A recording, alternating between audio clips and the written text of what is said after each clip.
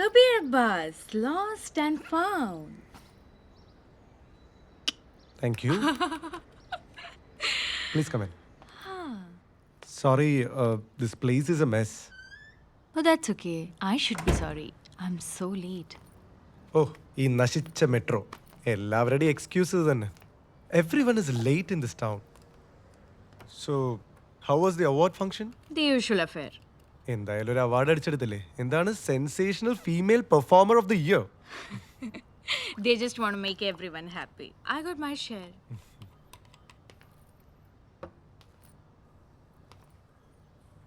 തന്നെ വിളിച്ചു വരുത്തി എയർപോർട്ടിനടുത്ത് എവിടെയെങ്കിലും വെച്ച് കഥ പറയാനാണ് ഞാൻ ആദ്യം വിചാരിച്ചത്.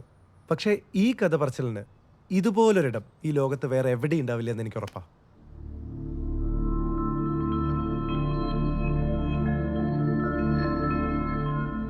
I can see that. പിന്നെ ഒരു എസ്റ്റാബ്ലിഷ്ഡ് ആക്ടറുടെ അടുത്ത് കഥ പറയുമ്പോൾ ഇതുപോലൊരു ആംബിയൻസ് എനിക്ക് തരുന്ന confidence. Oh, don't be so sweet. Shall I make some coffee for you? Now you're being sweet, but I don't mind the offer. Before the plunge, ഞാനൊരു quick shower എടുത്തിട്ട് വരാം. Okay. Hey, but promise me അതുവരെ ഇതിലൊരു paper പോലും മറച്ചു നോക്കരുത്. Illa. But don't test my patience.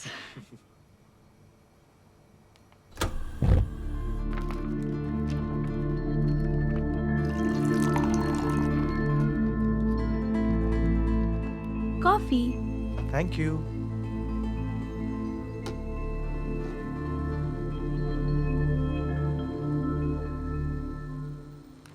ധനുവിന് അറിയാലോ, it's been 2 years of silence for me. My first film being a pretty successful one. എന്തിനിത്രയും കാലം എന്ന എൻ്റെ സുഹൃത്തുക്കളുടെയും ഫിലിം ലവേഴ്സിൻ്റെയും ചോദ്യങ്ങൾക്കുള്ള ഉത്തരമാണ് എൻ്റെ ഈ cinema. And this time my film is an adaptation. Adapted from the memoir of an Indian Interpol officer who got out of his service. ഒരു gangster പടത്തിൻ്റെ റിസർച്ച് മെറ്റീരിയൽ ആയിട്ടാണ് ഞാൻ ഇതിനെ ആദ്യം അപ്രോച്ച് ചെയ്തത്. But in the process it landed me on something else or other someone else. പറഞ്ഞു പഴകിയ അന്താരാഷ്ട്ര അണ്ടർവേൾഡ് സ്റ്റോറിയേക്കാൾ പറയേണ്ടതും ചെയ്യേണ്ടതും ഇവളുടെ കഥയാണെന്ന് എനിക്ക് തോന്നി. Okay. That's why you're here. Danu, I know one thing. This is not just a film for me now. ഇനി ഈ ഒബ്സഷനിൽ എൻ്റെ ഭ്രാന്തല്ലാതെ മറ്റൊന്നുമില്ല എന്ന് തനിക്ക് തോന്നുകയാണെങ്കിൽ be point blank. Tell me it's crap. ഒരു നല്ല സുഹൃത്ത് എന്ന നിലയിൽ തനിക്ക് തുറന്ന് പറയാം. Here you have to exercise me. Kabir, loosen up. You tell me as natural as it comes. Pinne, I won't be a judge. I'll be a listener. But I will ask questions.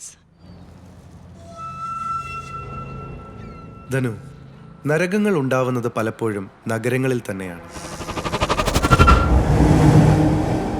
മുംബൈയിൽ വേരാഴ്ന്നു നിന്ന അധോലോക സംഘങ്ങൾ 90കളുടെ മധ്യത്തോടെ ലോകത്തെ വൻ നഗരങ്ങളിലേക്ക് പടർന്നു. Bangkok അത് പണവും പെണ്ണും പതഞ്ഞൊഴുകുന്ന ഒരു പവിത്ര നരകമാവുമ്പോഴും മായാത്ത ഒരു മനോഹര മുഖം കാത്തു സൂക്ഷിച്ചിരുന്നു. സഞ്ചാരികളുടെ കൗതുകമുള്ള മുഖങ്ങളെ വിസ്മയിപ്പിച്ചു നിർത്താൻ എപ്പോഴും അതിന് കഴിഞ്ഞിരുന്നു. ഈ കഥയുടെ പശ്ചാത്തലം ആ നഗരമാണ്. നാടുകാണികൾ വന്നൊഴിയാത്ത ആ തെരുവിലാണ് അവൾ തൻ്റേതായ ഒരിടം കണ്ടെത്തിയത്. അവളുടെ ക്യാൻവാസിൽ ആ ചുറ്റുമുള്ള മുഖങ്ങൾ ഓരോന്നായി അവൾ പകർത്തി.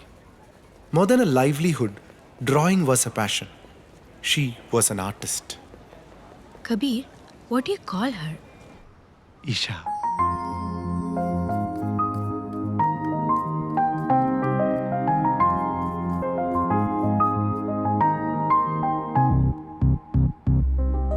But I can't see her. You look exactly like her.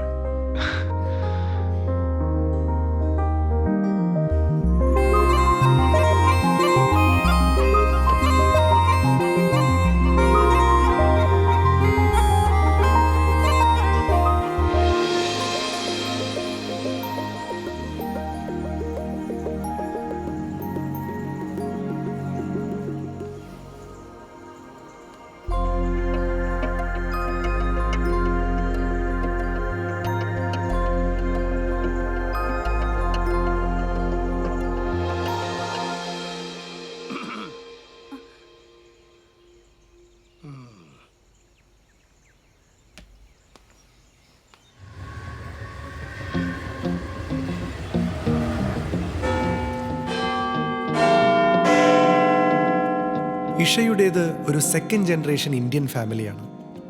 അച്ഛനമ്മമാരുടെ മരണത്തിന് ശേഷം മുത്തച്ഛനായിരുന്നു അവൾക്കെല്ലാം. അവളുടെ പാഷൻ ഷെയർ ചെയ്യുന്ന ആർട്ടിസ്റ്റുകളായ ലൂസിയും ഫ്രാങ്കോയും പിന്നെ മലയാളിയായ രാജുവും ഒക്കെ ചേർന്ന് ഒരു സന്തോഷത്തിന്റെ പുതിയ ലോകം തുറന്നു വെച്ചു. See, Valentina, I'll try my maximum possible. You photo tomorrow, Loser, definitely. You good for nothing cheat.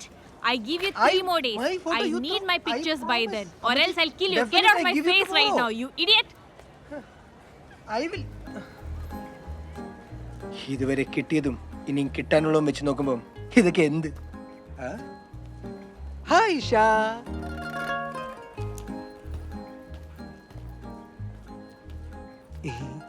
Excuse me. രാവിലെ തന്നെ ക്ലയന്റ് മീറ്റിംഗ് ആയിരുന്നല്ലേ? It's all right. അതൊരു സ്മോൾ മിസ്അണ്ടർസ്റ്റാൻഡിങ്. അറിയാമോ ഈ സോബ്രിലാൻഡസ് കുന്തിയാനെ? അതാരാ?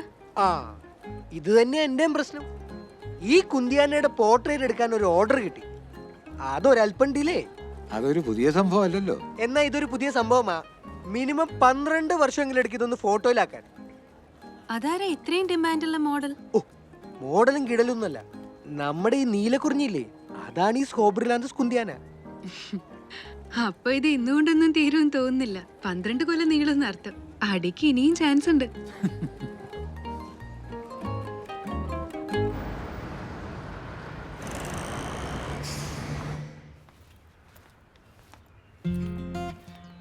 പൂക്കൾ പേരറിയാത്ത ആരോ അയക്കുന്ന സമ്മാനങ്ങളായി വന്നു തുടങ്ങിയപ്പോഴാണ് അപരിചിതനായ ഒരു ആരാധകനുണ്ടെന്ന് ഇഷയ്ക്ക് മനസ്സിലായത്.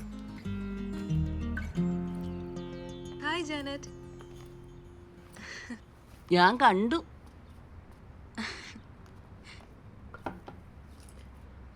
എന്റെ കൊച്ചെ, നിന്റെ ഈ പടപടപ്പ് കാണുമ്പോൾ എനിക്ക് ഓർമ്മ വരുന്നത് എന്താണെന്നറിയോ? 87 എന്നെയാ. ഈ രൂപം വെച്ച് കാൽക്കുലേറ്റ് ചെയ്യരുത്. 87 ഇന്നത്തെ ഐശ്വര്യ റോയ് ആയിരുന്നു ഞാൻ. ഓ, അങ്കമാലിക്കാരനൊരു ജോയല്. എൻ്റെ വീടിൻ്റെ മുറ്റത്തൊരു പൂക്കൂട കൊണ്ടുവയ്ക്കുമായിരുന്നു. അന്ന് ഈ ലാവൻഡറൊന്നും ഇല്ല. അന്ന് പള്ളിപ്പറമ്പിൻ്റെ മുന്നിൽ നിന്നിരുന്ന മൊസാൻ്റെ പറിച്ചെടുത്ത് ഒരു മനോരമ പത്രത്തിൽ പൊതിഞ്ഞ് വീടിൻ്റെ മുന്നിലെ കുരിശടി കൊണ്ടുവയ്ക്കുമായിരുന്നു. അത് യഥാർത്ഥ സ്നേഹം. കഷ്ടപ്പാടുണ്ട്. രാവിലത്തെ മഞ്ഞ്, മൊസാൻ്റെയിലെ ഉറുമ്പിൻ്റെ കടി, അച്ഛൻ്റെ ബ്രാക്ക്. ഇന്നെത്ര എളുപ്പം. അപ്പുറത്തെ ലൂസിയാൻ്റെ കടയിൽ നിന്ന് വാങ്ങിയ ഒരു കുലയ്ക്ക് 700 ബാത്ത് കൊടുത്താൽ പോരെ? എന്നിട്ടാ ജോയല്? ആ ജോയലാ തളർവാദവും വന്ന് എൻ്റെ കെട്ടിയോനാന്നും പറഞ്ഞു പള്ളാത്തുരുത്ത് വീട്ടിൽ കിടക്കുന്നേ. അതുകൊണ്ടൊന്ന് വെളി വെച്ചേരെ. എന്നിട്ട് നീ പോയി ഫ്രെയിമിങ് എടുത്തോണ്ട് വാ. ചേച്ചി ശരിക്കും അയാളെ കണ്ടോ? ഏതാള്? അയാൾ ലാവൻഡർ പൂക്കൾ കൊണ്ടുവരുന്ന. എൻ്റെ കൊച്ചേ,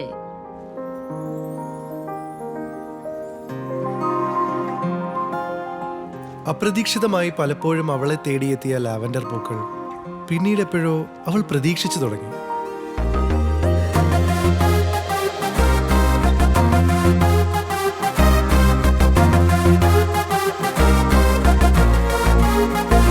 She's so beautiful, she's mysterious.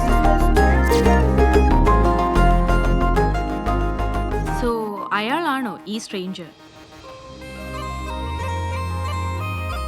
Ayan, you guessed it right. ഇരുട്ടിൽ നിന്നും തെന്നി മാറുന്ന വെളിച്ചം തിരക്കി ഇറങ്ങിയതാണ് അയാൾ. ഞാൻ മുമ്പ് പറഞ്ഞ ഇന്റലിജൻസ് ഓഫീസറിന്റെ ക്രോണിക്കിളിൽ അയാളുടെ പേരിൽ ഒരു ചാപ്റ്റർ തന്നെയുണ്ട്. He's the number 1 hitman whom these gangs higher.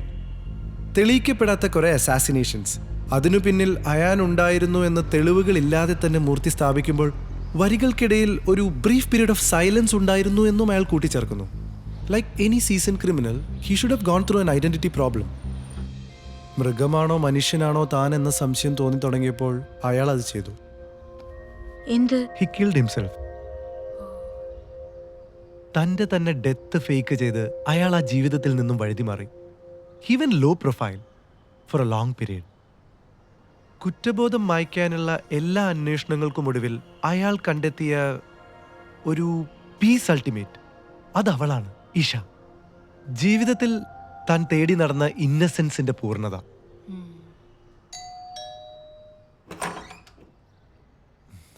Sir pizza.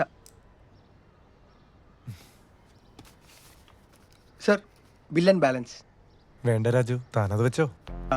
വേണ്ട സർ, എൻ്റെ ആ റോളൊന്ന് ഗംഭീരാക്കി തന്നൂടെ?